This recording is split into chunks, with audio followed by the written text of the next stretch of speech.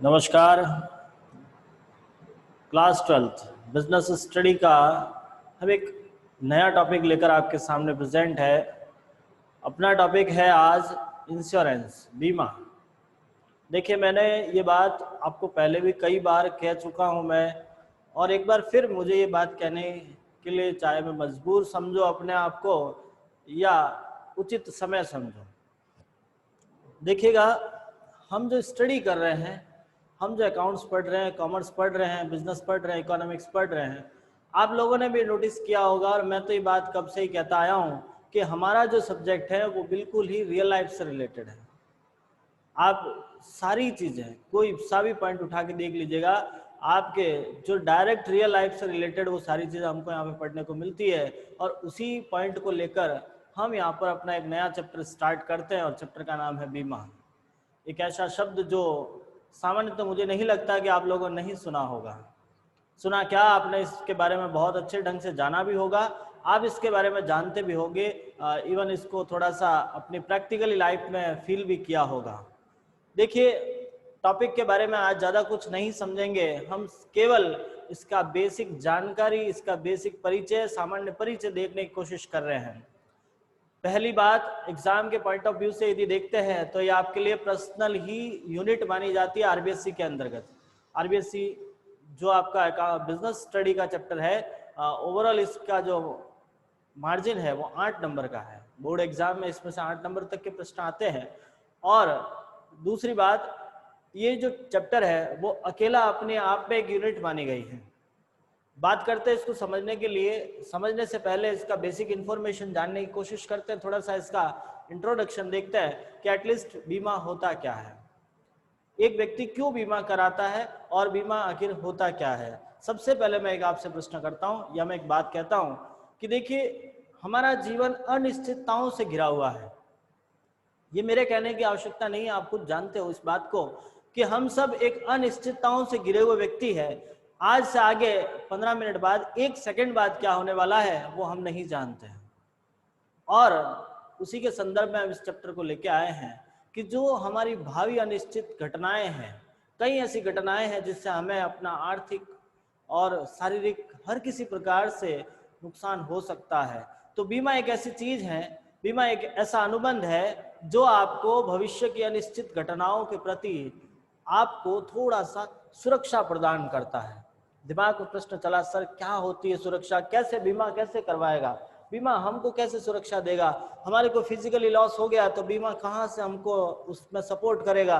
तो बात वहीं से हम स्टार्ट करते हैं कि इंश्योरेंस कंपनी आपको फिजिकली सपोर्ट नहीं कर सकती है। दैट सपोज करो मैंने कंपनी से बीमा ले लिया है और मैं कहीं जा रहा हूँ, बाय मिस्टेक, बाय ऐसी कुछ स्थिति हो गई, मेरा पाँव स्लिप हो गया, मैं गिर गया, मेरा हाथ फ्रैक्चर हो गया, ऐसी कंडीशन आ गई, मेरा एक हाथ कट के गिर गया, मेरे पास एक हाथ नहीं है, बीमा कंपनी मुझे नया हाथ ला के नहीं दे सकती, लेकिन उस हाथ के बदले में यदि मुझे कितना नुकसान हुआ है, इन फ्यूचर में उससे कितना नुकसान झेल सकूंगा, कंपनी उसकी भरपाई करने के लिए मजबूर हो जाती है यदि मैंने इसका बीमा करवाया है तो हम बात यहीं से स्टार्ट करते हैं। ये कोई शब्द आजकल का नहीं है, काफी पुराना शब्द है। हमारी हिंदू संस्कृति के अंतर्गत हमारे पास 4 वेद हैं, और उन वेदों में भी इसके रिलेटेड कुछ उल्लेख किया हुआ है। ऋग्वेद के अंतर्गत इस शब्द को हमने योगक्षेम के नाम से जाना है। ऋग्वेद जिसके अंदर हमें बीमा के बारे में योगक्षेम नाम कर एक शब्द को समझाया गया है, और उस शब्द का जब अर्थ हमने आज के काल में समझा तो उसका अर्थ हम बीमा को लेकर चलते हैं। बात करते हैं हम यहाँ पे कि बीमा हम किसका करवा सकते हैं और कौन कर सकता है, कौन कौन बीमा करवा सकता है। तो एक भी ऐसी वस्तु नहीं है, एक भी ऐसा इंसान नहीं है जिसका आज वर्तमान में बीमा नहीं होता है।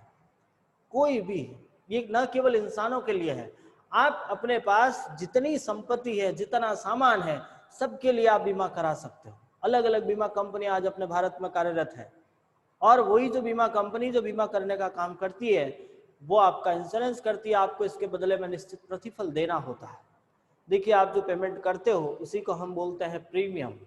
जब हम इंश्योरेंस कंपनी को जो पैसा देते हैं उसे हम बोलते हैं प्रीमियम। देखिए, इसको थोड़ा प्रैक्टिकली समझने की कोशिश करते हैं कि एटलीस्ट प्रैक्टिकली होता क्या है। देखिए, बुक की लैंग्वेज में इसको बहुत अलग अलग ढंग से लिखा हुआ है, अलग अलग व्यक्तियों ने इसकी अलग अलग डेफिनेशन भी दी है, केवल एकमात्र इसकी परिभाषा नहीं है। हमारे पास जैसे जैसे अलग अलग विद्वान आए हैं, उन्होंने अपने संदर्भ में इसके परिभाषाओं को देने की कोशिश करी है। उन सारी चीजों को हम समझेंगे, लेकिन फिलहाल हम ये जानने की कोशिश करते हैं कि इसको प्रैक्टिकली कैसे समझेंगे, एक रियल लाइफ में इसको कैसे समझेंगे।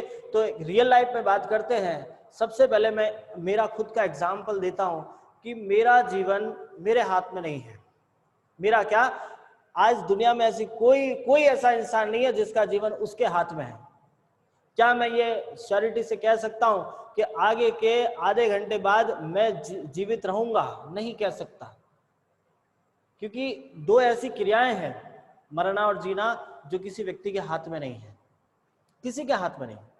वो सब ऊपर वाला तय करता है कि आपका जीवन कितना है, आप काम कितने समय तक इस पृथ्वी पर रह के करोगे, वो सब ऊपर वाले पर निर्भर करता है। वो अपना जीवन पहले से निर्धारित करके हमको यहाँ भेजते हैं, लेकिन हमें नहीं पता हमारे साथ आगे क्या होने वाला है।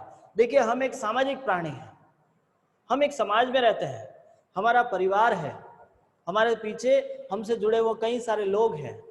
तो केवल एक अकेला व्यक्ति अपने लिए नहीं जीता है। आज जो हम अपना जीवन यापन कर रहे हैं, न केवल अपने लिए है, अपने साथ अपने से जुड़े बहुत सारे लोगों के लिए हमको जीना है।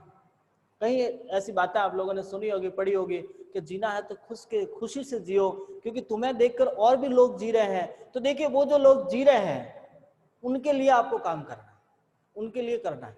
देखिए, एक बात समझते हैं अपन, एक व्यक्ति को क्या चाहिए? दो टाइम का खाना, पहनने के लिए कपड़ा और सोने के लिए छत चाहिए उसको, उससे ज्यादा क्या चाहिए? लेकिन नहीं, फिर भी व्यक्ति मेहनत करता है। यदि मान लीजिए एक व्यक्ति दिन का 50 रुपए कमा रहा है, तो वो कोशिश करेगा कि मैं उसमें से कम खर्च करूं और थोड़ा बहुत पैसा बचा सकूं, भविष्य में मैं उसका यूज करूंगा। हर व्यक्ति करता है ये, केवल आप और मैं नहीं, ये विचार आप और मेरे दिमाग में नहीं। कोई भी ऐसा व्यक्ति हो जो कमा रहा है, तो वो ये नहीं सोचता कि मैंने जितना कमाया आज का आज खर्च कर लूं। कारण क्या है? क्यों पैसा बचाना है? क्यों करना है ऐसा सब? भविष्य की अनिश्चितता है। भविष्य ना मैं जानता हूं, ना आप जानते हो, ना आपका कोई ऐसा रिलेटिव पर्सन है जो नहीं जानता कि इन फ्यूचर उसके साथ क्या होने वाला है। कई लोगों की स्थिति ऐसी होती है, आज करोड़ों रुपए हैं उनके पास में, जस्ट देखते ही दूसरे टाइम बिल्कुल ही मतलब खाने के लाले पड़ जाते हैं। ऐसी भी स्थितियां हम लोगों ने आज अपने जीवन में देख रखी है। और कई ऐसे व्यक्तियों को आपने देखा होगा जो रास्ते चल रहे थे, बिल्कुल ही जमीनी स्तर पर खड़े थे, आज उसके पास महल मंजिला बना दी उन्होंने, बहुत अच्छे स्तर पर उन्होंने काम स्टार्ट कर लिया है।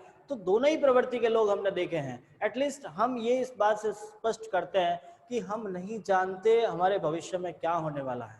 क्या हम सब ने सोचा था कि कोरोना आ जाएगा? कोविड के बारे में हमने कभी सोचा भी था क्या? क्या हमने ऐसा भी सोचा था कि हमें इतने बड़े दिन देखने पड़ जाएंगे कि हमको 3 महीने तक घर के अंदर रहना पड़ा? नहीं सोचा हमने। ये सब ये आपदाएं हैं जिसके बारे में हमने कभी कल्पना तक नहीं करी थी। तो ऐसी बहुत सारी आपदाएं हैं जिसके लिए हमने कभी कल्पना ही नहीं करी और वो हमको फेस करना पड़ सकता है। तो देखिएगा, आज उन्हीं सभी टॉपिक पर हम थोड़ा सा विचार करेंगे, बात करेंगे, और हमारा इंश्योरेंस को हम थोड़ा सा स्टार्ट करेंगे। इंश्योरेंस मीन्स वहीं से स्टार्ट होता है कि इन फ्यूचर जो आपके अनसर्टेनिटी है, जिसके बारे में आपने नहीं सोच रखा है, उन्हीं को लेकर हमको पहले से प्री प्लान्ड करना पड़ता है। जब तक हम प्लान नहीं करेंगे, हमें इन फ्यूचर सेफ्टी फील नहीं होती है। अब how to feel the safety, हम अपने आप को सेफ फील कैसे करेंगे? जैसे मैं मेरी बात बताऊं, मेरे पीछे मेरा परिवार है, मैं अपने परिवार को का जीवन यापन कर रहा हूं, मैं आज कमा रहा हूं, तो मेरा जीवन, मेरा घर का चूल्हा चल रहा है। एक एग्जाम्पल के तौर पे मैं आपको कह रहा हूं कि यदि एक व्यक्ति कमाएगा तो उसके पीछे उसका चूल्हा जलेगा, घर पे खाना बनेगा। और यदि वो नहीं कमा रहा है, उसने काम करना बंद कर दिया, तो पैसा कहां से आएगा? तो बात यहाँ ये स्पष्ट होती है कि यदि वो व्यक्ति नहीं रहा, जो कमाने वाला व्यक्ति है वो ही नहीं रहा, तो परिवार कैसे संभाला जाएगा? परिवार कैसे चलेगा?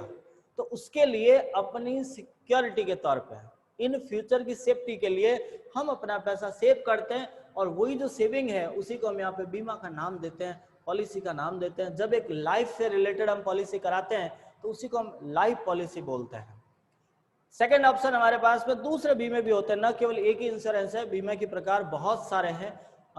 यदि हम एक व्यापारी हैं, बात करते हैं, अपने आप को एक व्यापारी मानकर काम करता है। एक व्यापारी जब बिजनेस लगाता है, आप लोगों ने भी इस चीज को बहुत अच्छे ढंग से फील किया होगा कि आप एक छोटी सी दुकान के बारे में सोचने की कोशिश करो। जब वो दुकान खुली होगी, कम से कम उसमें 5 लाख रुपए इन्वेस्ट हुआ, तब जाके एक दुकान खुलती है। क्योंकि बिना पैसे कोई दुकान नहीं खुल सकती है, कोई बिजनेस बिना पैसे नहीं हो सकता है। और आपने जिस बिजनेस में पैसा लगाया है, तो साथ में ये श्योरिटी नहीं है कि वहां से आप प्रॉफिट ही अर्न करोगे। कहीं सारी ऐसी घटनाएं हो सकती है जिसके अंदर आपको हानि का सामना करना पड़ जाए। एक व्यक्ति ने अपने जीवन की सारी पूंजी अपने व्यापार में लगा दी। मान लीजिएगा एक व्यक्ति ने अपने जीवन की सारी पूंजी, जितना कुछ सेविंग किया था, जितना कुछ कमाया था, बेचारे ने 30 साल 35 साल तक नौकरी करी और नौकरी करके कुछ पैसा सेव किया था, वो पैसा कहीं पे उन्होंने लगा दिया एक बिजनेस में, और एक ऐसा समय आया कि बिजनेस ध्वस्त हो गया। क्या वो व्यक्ति जी पाएगा? आज एक सामान्य व्यक्ति की बात करता हूं, उसने मान लीजिए 40 लाख रुपए कहीं से लोन लिया होगा, कहीं से उधार लाया, कुछ अपना पैसा था, जमीनें बेच दी थी और बिजनेस लगा दिया, और उस बिजनेस में मान लीजिए आग लग गई। अब वो आग लग गई, कहां से पैसा भरेगा, क्या जिएगा? आप लोगों ने एक पिक्चर मूवी भी देखी है, ओ माय गॉड, जहां कांजी भाई की यही तो समस्या थी। उन्होंने अपने बिजनेस का इंश्योरेंस करवा रखा था और उस इंश्योरेंस के दम पे उन्होंने इतना बड़ा बिजनेस चलाया था। अब ऐसी घटनाएं हो गई, भूकंप आ गया, दुकान ध्वस्त हो गई, कौन पैसा देगा, कौन देगा? बहुत सारी ऐसी चीजें हैं जिसके लिए हमें अपने आप को सेफ रखना पड़ता है, और वो सेफ रखने के लिए हम इंश्योरेंस करवाते हैं, बीमा कराते हैं। और बीमा के अंदर अब आपके दिमाग में एक प्रश्न चल रहा होगा कि सर बीमा कंपनियों के पास इतना पैसा कहां से आता है कि वो हर किसी को इतना पैसा दे दे। अब मान लीजिए मैंने अपना एक दुकान का इंश्योरेंस करा लिया 40 लाख का, मेरी दुकान में नुकसान हो गया, बीमा कंपनी मुझे 40 लाख रुपए दे रही है, तो मेरे ने तो प्रीमियम के नाम पे 4,000 भरा था, मैंने तो प्रीमियम 10,000 भर रहा था, और मुझे कंपनी 40 लाख रुपए दे रही है। तो कंपनी के पास इतना पैसा कहां से आता है? बड़ा सोचनीय तथ्य है हमारे लिए। यदि हम सोचने बैठ जाए तो बहुत अच्छा पॉइंट है हमारे पास कि बीमा कंपनी इतना पैसा कहां से लाती है, बीमा कंपनी को पैसा कहां से मिलता है, वो जो हमको देती है इतना सारा पैसा है। तो उसके लिए एक लाइन हमने बोर्ड पे लिखी है, बड़े ध्यान से समझने और पढ़ने की कोशिश करना। आपको लिखा, बीमा एक दूसरे का कष्ट मिलजुल कर सहन करती है। मेरा कष्ट, आपका कष्ट, बहुत सारे लोगों की तकलीफें बीमा कंपनी एक साथ में सहन करती है। देखिए, जब इंश्योरेंस करवाया जाता है तो एक अकेला व्यक्ति तो कराता नहीं है, बहुत सारे लोग करते हैं, लेकिन नुकसान हर किसी को नहीं होता।